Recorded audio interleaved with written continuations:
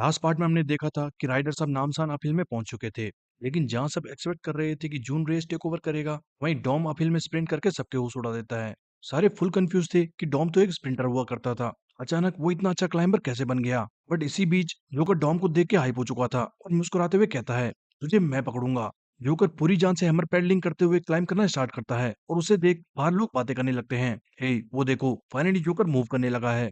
और अचानक जोकर एक ऐसा मूव करता है कि सबके होश उड़ जाते हैं। किसी को समझ ही नहीं आता जोकर ने अपील में प्लग झपकते ही सबको कैसे ओवरटेक कर लिया। सारे चिल्लाने लगते हैं, होली शिट, वो क्या स्पीड थी। जोकर ऐसे जंगली वोल्फ की तरह पीछा कर रहा था कि कुछ ही सेकंड में जोकर डॉम से कैचअप कर लेता है। डॉम उसे देख के शॉक हो जाता है। कैसे, आखिर कैसे इसने मुझसे कैचअप कर लिया। बाहर लोग बातें करने लगते हैं, ये जोकर किसी मॉन्स्टर से कम नहीं।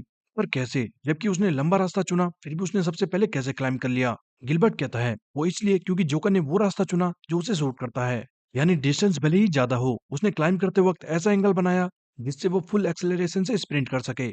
और इसी तरह वो डॉम से आगे निकल गया। सच में डॉम और जोकर दोनों अलग ही लेवल पर हैं। जोकर का छोटा भाई भी पपी को खिलाते हुए कहता है, मुझे पता था जोकर तब ट्राई करेगा जब सबसे इंपॉर्टेंट मैच हो। इस बीच रेस में डॉम एंड जोकर के बीच टसल स्टार्ट हो चुकी थी। दोनों एग्रेसिवली एक दूसरे को पुश करते हैं। जोकर कहता है, फाइनली तू अपना 100% ट्राई कर रहा है, मैं तो इसी का वेट कर रहा था। डॉम कहता है, क्या मैं तुझे इतना पसंद हूँ तो मेरा पीछा क्यों नहीं छोड़ता। बाहर ग्यूचान कहता है, कल तक ये दोनों क्लाइंबर भी नहीं थे, बट आज इनकी क्लाइंबिंग एक अलग ही लेवल पर है। मॉन्स्टर भी कहता है, वो लड़का टॉम कैंग कुछ दिन पहले ही वो हमसे स्प्रिंट बैटल कर रहा था, पर आज इतने कम समय बाद वो इस तरह अपहिल क्लाइंब कर रहा है। माय गॉड, हमिंगबर्ड ने ये कौन सी स्ट्रेटेजी प्लान करी है। ऑल्सो समझ नहीं आ रहा डॉम इतना फास्ट कैसे इवॉल्व हो गया। वहीं रेस में डॉम फाइनली ट्रिगर होके कहता है, हट जा रास्ते से, मेरे पास यहाँ टाइम वेस्ट करने का वक्त नहीं है। तभी हम डॉम के पास्ट का सीन देखते हैं, जहाँ स्टार्टिंग से ही डॉम को पढ़ाई में कोई इंटरेस्ट नहीं था। क्लास के वक्त वो हमेशा सोया रहता। डैड भी डॉम से बहुत परेशान हो चुके थे, पर क्योंकि डैड नहीं चाहते थे कि वो भी उनकी तरह गुंडा बने, तो वो उसको अपनी पढ़ाई पूरी करने को कहते हैं। लेकिन डॉम क्लास में इतना सोता था कि बच्चे उसका मजाक उड़ाते थे। मैन, इसे तो अपना बिस्तर स्कूल में ही लगा लेना चाहिए। डॉम के माइंड में हमेशा बस एक ही ख्याल रहता कि उसे जल्द से जल्द ये पढ़ाई क्विट करनी है। ऐसे ही हमेशा की तरह बोर होके डॉम एक दिन कार में अपने घर जा रहा था कि तभी उसकी नजर बाइक चलाते हुए जे पे पड़ती है। ये सीन हमने सीजन 1 में देखा था एंड उसी दिन से डॉम के अंदर बाइकिंग का भूत चढ़ गया। यही सब याद करते हुए डॉम कहता है, जिस रीजन से मैं बाइकिंग इतना पसंद करने लगा वो थे मेरे फ्रेंड्स द हमिंगबर्ड क्रू। मुझे रेस्पॉन्सिबिलिटी का कोई आइडिया नहीं था, ना ही ये आइडिया था एफर्ट्स कितना मैटर करते हैं। बट जैसे जैसे मैं राइड करता गया और करता ही गया, तब मुझे एक चीज रियलाइज हुई, राइडिंग मेरा एक पैशन है। मैं कुछ भी नहीं था लेकिन मैं फिर भी यहाँ तक पहुंचा। पर मैं ये सिर्फ इसलिए कर पाया क्योंकि मेरे साथ तुम लोग थे। सो मैं वादा करता हूँ मैं हमेशा तुम लोगों के साथ राइड करता रहूंगा। तुम यस तुम। और ये कहते ही डॉम बर्जर्क मोड में चला जाता है। जोकर ऑडियंस सारे डॉम की स्पीड देख के शॉक हो जाते हैं। वहीं यूना कुछ दिन पहले डॉम की प्रैक्टिस का दिन याद करती है, जब डॉम अपनी अपील स्प्रिंट प्रैक्टिस कर रहा था। रोज प्रैक्टिस करने के बाद जब डॉम रिकॉर्ड टाइम में अपील क्लाइम करता है और यूना उसकी तारीफ करती है, तब भी टॉम यही कह रहा था, नहीं मुझे और फास्ट क्लाइम करना होगा। यूना कहती है, हे क्या तू वापस क्लाइम करेगा, तुझे पता है ना ये फिक्स्ड बाइक है ना कि रोड बाइक। डॉम कहता है, उससे क्या फर्क पड़ता है, ये सब बकवास चीजों से मुझे कोई मतलब नहीं, मैटर करता है तो बस राइडर का इंजन। एंड हाँ, मेरा गोल है 4 मिनट में क्लाइम करना और मैं ये करके रहूंगा चाहे कुछ भी हो जाए। उसी वक्त प्रेजेंट में फुल डीमन मोड में पैडलिंग करते हुए डॉम चिल्लाता है, ये अपहिल मैं ये चीर के रख दूंगा। जबकि जोकर भी अपनी फुल स्पीड में था, डॉम उसे पीछे छोड़ देता है एंड उसके टॉप पर आते ही एमसी अनाउंस करता है, फाइनली समिट पे पहुंचने वाला पहला राइडर है हमिंगबर्ड से द डॉम कैंग एंड उसने ये अपहिल अंडर 5 मिनट में कंप्लीट करी। बाहर लोग बिल्कुल हैरान थे, व्हाट द हेल, क्या वो क्लाइंबर हुआ करता था, उसने तो हिस्ट्री क्रिएट कर दी। तभी रेस में डॉम जे का हाथ पकड़ लेता है और अपनी पूरी जान से जे को आगे खींचते हुए चिल्लाता है, ये जो we are counting on you, go. Dom J को स्लिंग स्लॉट की तरह आगे पुश कर चुका था। ये देख के जोकर और ड्यूक दोनों शॉक हो जाते हैं। क्या क्या वो हैंड स्लिंग था। हैंड स्लिंग ऐसी टेक्निक है जिसमें राइडर अपने टीममेट का हाथ पकड़ के उसे आगे खींचता है ताकि स्विच करते वक्त टीममेट को और ज्यादा मोमेंटम और पुश मिले। इसी तरह रेस में अब डाउनहिल आ चुकी थी और जे डाउनहिल में स्प्रिंट करने के लिए पूरी तरह रेडी था। एमसी बताता है, ये जो डाउनहिल कोर्स में पहुंचने वाला सबसे पहला राइडर है। वहीं डाउनहिल देख के जेजो को अपनी सीजन 1 एपिसोड 1 वाली राइड याद आ रही थी, जिस डाउनहिल को मीनू, टीजे और उसके दोस्तों ने देखा था। तभी जे के निकलते ही गिलबर्ट कहता है, अब यहाँ से शुरू होता है जे का main stage, the downhill course. Mason and Terry भी चिल्लाना स्टार्ट कर देते हैं, लेट्स गो जेजो, इन सबको चीर के रख देना, गो जे गो। वहीं पीछे डॉम गहरी सांस लेके सेलिब्रेट करता है, वो लेट्स गो, मैंने कर दिखाया। पर तभी सली और जून चिल्लाते हैं, हे डॉम पीछे देख। पर जब तक डॉम रिएक्ट करता, विनी और ह्यूग बुलेट की रफ्तार से उसे ओवरटेक कर देते हैं। डॉम चिल्लाता है, ओ शिट, रेस अभी खत्म नहीं हुई है। साथ ही डॉम नोटिस करता है, ओ वेट, क्या बारिश स्टार्ट हो गई? और हम देखते हैं बारिश की बूंदें तेजी से गिरना स्टार्ट हो चुकी थी। मॉन्स्टर कहता है, बारिश को भी आज ही होना था। ये रेस अब बहुत डेंजरस होगी। डाउनहिल कोर्स पे बारिश का होना सबसे खतरनाक होता है। रेस में जे भी यही सोच रहा था, इस बारिश के तेज होने से पहले मुझे इस डाउनहिल को पार करना होगा।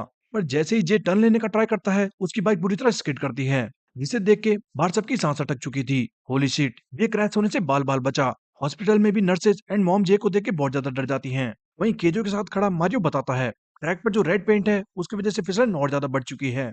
हालांकि वो रेड पेंट डाउनहिल कोर्स पर फिसलन कम करने और ट्रैक अच्छे से दिखाई देने के लिए किया जाता है, बट वहीं जब वो पेंट गीला हो जाता है तो उससे ट्रैक की फिसलन और ज्यादा बढ़ जाती है।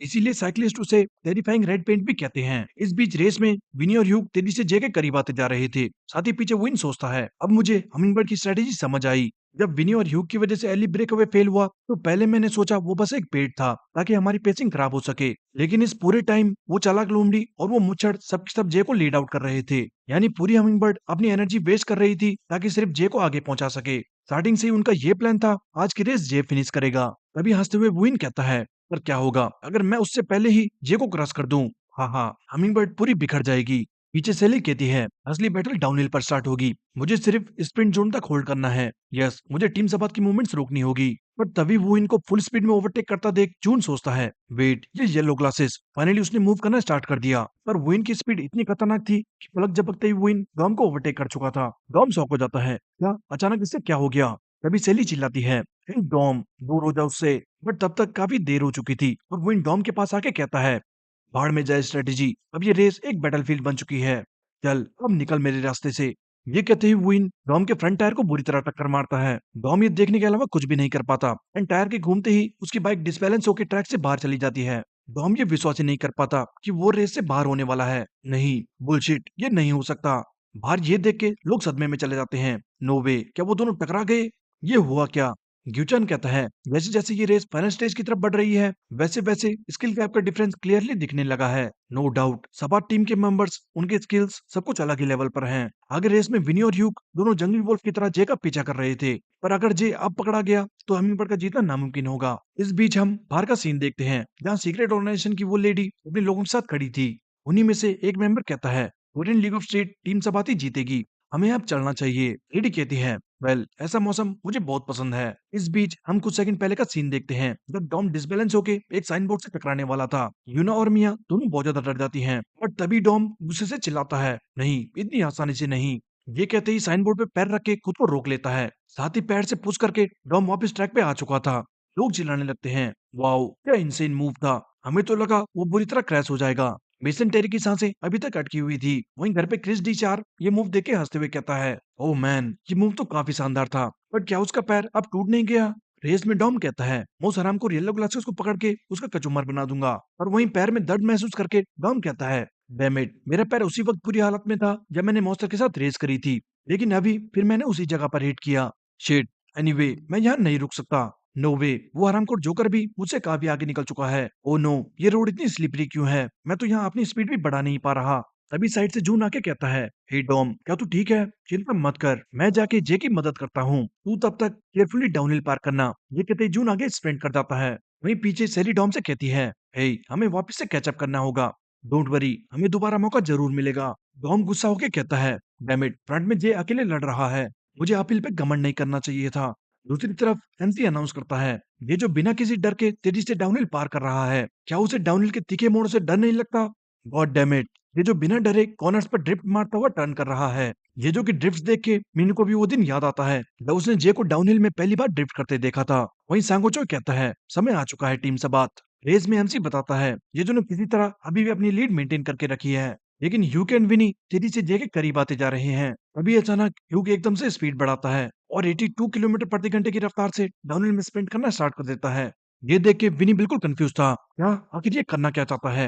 ये डाउनहिल मोड़ की तरफ जाते हुए स्पीड क्यों बढ़ा रहा है? लोग भी डर के मारे घबराने लगते हैं। मैं ये देख नहीं पाऊंगा, क्या वो पागल हो गया है? अगर वो इसी तरह स्पीड बढ़ाता रहा तो वो ट्रैक से बाहर उड़ता हुआ जाएगा और उसकी मौत भी हो सकती है। Oh no. पर तभी ह्यूग वो लीन होके ऐसे ड्रिफ्ट मारता है कि सब चिल्लाते हैं, क्या क्या वो गिर गया? ऐसा लग रहा है जैसे वो गिरते हुए राइड कर रहा हो। पर ह्यूग ट्रैक के साइड तक ड्रिफ्ट करके एंड में लीन विद स्किल के साथ तेजी से मोड़ काट देता है। पीछे से देख रहा विनी बिल्कुल शॉक था। बाहर जुआन भी कहता है, नो वे, क्या वो लिनविथ थी? नहीं, ये उससे काफी ज्यादा अलग टेक्निक थी। ऐसा लगा ये कोई मॉडिफाइड टेक्निक हो। उसने स्लिपरी ट्रैक को रिवर्स में यूज करा। गॉड डैम इट, जिस तरह वो रोड पर स्कीइंग कर रहा है, आई एम श्योर वो डर नहीं रहा, बल्कि वो तो इसे एंजॉय कर रहा होगा। वहीं हम ह्यूग को देखते हैं, जो स्माइल करते हुए स्पेनिश में कहता है, तुम मुझसे बच के नहीं जा सकता। लेकिन उसी वक्त ये भी उसे आता नोटिस कर लेता है। बाहर लोग बातें करने लगे थे, डैम इट, वो पागल हरामखोर, क्या वो नशे करके आया है? घर पे नोआ भी टीवी पर देख के चिल्लाती है, हे तू कर क्या रहा है? वो हरामखोर ग्रिम रीपर तेरे करीब आता जा रहा है। इडियट, जल्दी कुछ कर। डीजे भी चिल्लाता है, कम ऑन जे, तुझे कुछ करना होगा, तू तो डाउनहिल का किंग हुआ करता था, राइट? अभी एमसी कहता है, वेट, कठिनाइयों के बीच से गुजर के दूर अपनी मंजिल को पाने के लिए अपनी अनगिनत डाउनहिल रेस का एक्सपीरियंस और इंस्टिंक्ट का इस्तेमाल करता हुआ ये जो अपनी टॉप स्पीड पर मोड़ की तरफ बढ़ रहा है। सामने मोड़ था और जे अपनी स्पीड बढ़ाता जा रहा था, लेकिन तभी मोड़ पे आते ही जे फिर से अपनी super trick one inch drift मार के तेजी से मोड़ काट चुका था। एमसी चिल्लाता है, होली शिट, जे ने फिर से कर दिखाया द वन इंच ड्रिफ्ट, जिनके कारण अपोनेंट्स एंड जे के बीच दूरियां फिर से बढ़ती जा रही है। बाहर भी लोग शॉक हो जाते हैं, वाओ, वन इंच ड्रिफ्ट, वो भी ऐसे फिसलन भरे ट्रैक पर। डैम, लगा ही था ये को इतनी आसानी से पकड़ना नामुमकिन है। पीछे ह्यूग कहता है, यस, अब रेस में मजा आ रहा है। वहीं क्राउड में किम कहता है, अगर एक भी गलती हुई तो जे सेंट्रीफ्यूगल फोर्स को नहीं संभाल पाएगा, मतलब वो सीधा ट्रैक से बाहर जाके गिरेगा, बट उसके स्किल्स किसी तरह उसे बचा रहे हैं। पीछे कहता है, सही कहा, अगर कोई एवरेज शख्स ये ट्राई करे तो पक्का मारा जाएगा। इतनी delicate sense, incredible reflex and skills, सच में ये एक शोडाउन है अल्टीमेट बॉर्न जीनियसेस के बीच में। इसी बीच पीछे भी नहीं सोचता है, कहाँ गए वो दोनों, मुझे वो दिखाई क्यों नहीं दे रहे?